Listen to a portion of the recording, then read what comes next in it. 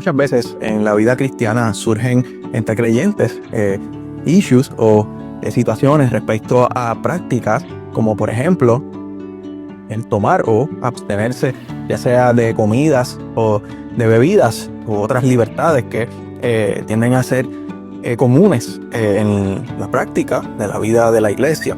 Por eso la pregunta clave es: ¿se trata de inmadurez espiritual o simplemente de una diferencia legítima de conciencia? Por eso el apóstol Pablo es bien claro abordando este tema acerca de los famosos issues de conciencia o los problemas de madurez en la fe de cada creyente. Por eso él hace un trabajo magistral en la carta a los Romanos, capítulo 14, y también en la primera epístola a los Corintios, específicamente en los capítulos 8 y 10. Ahora, hay una distinción fundamental que quiero que veamos acerca de estos dos términos o estas dos situaciones a tomar en consideración en la tarea de equiparar la una con la otra. Es decir, si las comparamos, podemos notar diferencias entre la una y la otra. Pues mi respuesta sería que sí. La realidad es que podemos ver algunos distintivos o rasgos de aquellas personas que en su caminar cristiano, o sea, en su madurez espiritual o vida de fe, podemos notar que hay una falta de crecimiento o entendimiento de las doctrinas claves de la fe cristiana. También pueden haber implicaciones de debilidad o de desconocimiento, que esto tiende a ser lo más comúnmente que podemos ver. Y un ejemplo que quiero aquí traerles es que sí podemos ver aquí una incapacidad de distinguir entre lo esencial y lo secundario. Creo que esta es una clave principal en estos casos. También en los problemas de conciencia notamos que no siempre indican inmadurez, sino unas convicciones personales delante de Dios que tienden entonces a variar, por lo que ya sea un creyente de muchos años en la fe o uno que recientemente haya sido convertido, pueden tener diferencias. Esto no tiene un peso mayor o no es indispensable realmente el tiempo que lleven, sino es que tienen con un entendimiento, una creencia muy arraigada de que o no pueden permitirse. Claro, esto teniendo en cuenta, haciendo la aclaración de que esto es dentro de los límites bíblicos, dentro de los estándares bíblicos, claramente, porque si estamos dentro de los límites y de los paradigmas bíblicos, por tal razón, pues estamos bien delante de Dios. Y eso es lo que vamos a traer. Tampoco queremos confundir con libertinaje o el que cometamos pecado arbitrariamente. Como siempre digo, eso ya sería distorsionar el evangelio, distorsionar la doctrina correcta, y por tal razón pues estaríamos pecando delante de Dios. Entonces vemos que en estos problemas de conciencia surgen cuando un creyente aplica principios bíblicos con una sensibilidad particular. Y una clave de esto lo podemos ver en que no todo creyente con conciencia restrictiva es inmaduro, ni todo el que ejerce libertad es inmaduro. Y es aquí donde vemos en la enseñanza del apóstol Pablo a los Romanos, en el capítulo 14, donde claramente Pablo establece aquí tres principios muy importantes. El primero de ellos vendría siendo el no juzgar al hermano. O sea, no podemos convertirnos en jueces de nuestros hermanos. Él hace aquí claramente una pregunta muy distintiva y puntual, diciendo: ¿tú quién eres que juzgas al criado ajeno? Punto número 2 también es, no debemos menospreciar. O sea, el fuerte no debe de despreciar al hermano débil o aquel que tiene una conciencia menos amplia realmente.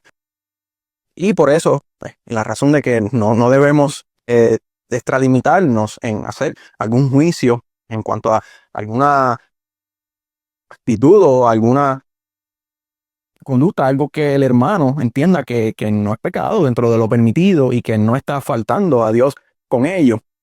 Y el punto número 3 sería entendiendo o desde la premisa de que cada uno debemos actuar para el Señor. O sea, aquello que hacemos, o sea, comamos o bebamos, debemos hacerlo como para la gloria del Señor. Tanto que el que come como el que se abstiene, para Dios lo hace. Y ese es un punto muy importante que debemos considerar aquí. Creo que el apóstol Pablo fue claramente en estas situaciones, fue muy directo al tratar sobre estos temas, porque específicamente cuando hay personas que vienen con trasfondos donde pues han caído en actitudes ilícitas, que han tenido desórdenes o prácticas que claramente han estado erradas en cuanto a hacer uso de ciertos alimentos, de ciertas bebidas, pues ellos tienen un trasfondo, vienen ya con un pensamiento de lo que eran en otro tiempo y por tal razón, en un presente, claro, son altamente críticos con esto. Pero aquí hay una conclusión bien importante y es que la unidad no depende de la uniformidad. O sea, no se sostiene en la uniformidad, sino que es de reconocimiento, ¿verdad?, del señorío de Cristo en nuestras vidas. O sea, de quienes hemos venido a ser por causa de que somos ahora convertidos en una nueva novedad de vida o base en qué gobierno estamos siendo ahora nosotros orientados, si verdaderamente hemos sido trasladados del reino de las tinieblas ahora al reino de Cristo, el gobierno de Cristo. Es muy difícil que podamos caer en estos desórdenes o estas prácticas ilícitas que claramente lo que señalan aquí o apuntan es el desorden, ¿verdad? La falta de reconocer a Cristo como nuestro Señor y Salvador. La facultad que antes no teníamos, pero ahora sí hemos sido orientados por el Espíritu Santo para vivir como Él nos manda, como corresponde, un verdadero hijo de Dios. Eso por esa parte. Y quería aquí hablar sobre la centralidad de esta carta a los Corintios, porque si hay algo aquí muy importante que debemos destacar o señalar, ciertamente es el vínculo del amor. O sea, en Primera de Corintios, los capítulos 8 y 10, Pablo eleva un argumento muy poderoso. Él dice, el conocimiento envanece, mas el amor edifica. Por tal razón, la libertad cristiana está subordinada al amor. O sea, sin amor no somos nada. Por eso es importante que entendamos que no estamos obligados a nada o no hacemos nada para agradar los unos a los otros, sino que todo lo que hacemos lo hacemos por amor o bien de nuestro prójimo. Y no hay razón o motivo mayor para bien que no sea el vínculo del amor, que es el vínculo perfecto. O sea, el amor no es jactancioso, no se goza de la injusticia, el amor no es egoísta, eh, cubre multitud de errores. O sea, el vínculo y la base del amor es todo. Aparte de que también la palabra dice, en esto conocerán que son mis discípulos si se amaran los unos a los otros. Eso es muy importante que entendamos en dónde se resume todo esto, dónde haya su resolución todo esto. Cuestiones o asuntos de conciencia. Por otra parte, hay una tesis bien importante que tenemos que ver, y es que el amor es el mayor bien o la causa suprema para la vida de los creyentes. Y también vemos que el ejercicio, la libertad o la abstinencia debe siempre, miren este detalle bien importante, debe partir o debe ser gobernado por el amor.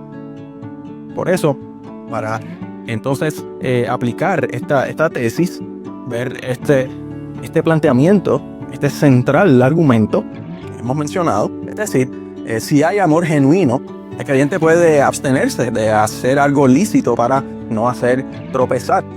Por otro lado, también el creyente puede tolerar la libertad del otro sin condenarlo o sin causar algún malestar o incomodidad.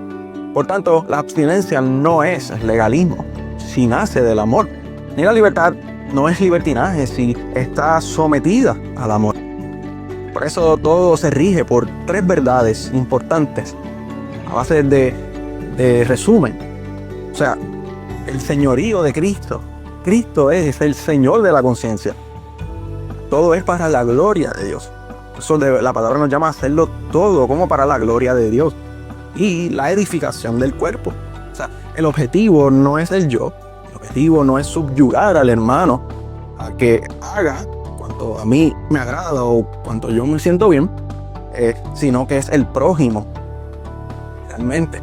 Ya para manera de concluir, debemos entender que la tensión entre libertad y conciencia no se resuelve con reglas absolutas, sino con una virtud suprema. El amor cristiano es donde debe salir o debe nacer toda actitud, velando por el bien del otro. Por eso, donde hay amor verdadero, no hay necesidad de imponer, no hay necesidad de juzgar, no hay obstáculo para la comunión entre creyentes, claramente. Porque el amor cumple la ley y preserva la unidad del cuerpo de Cristo.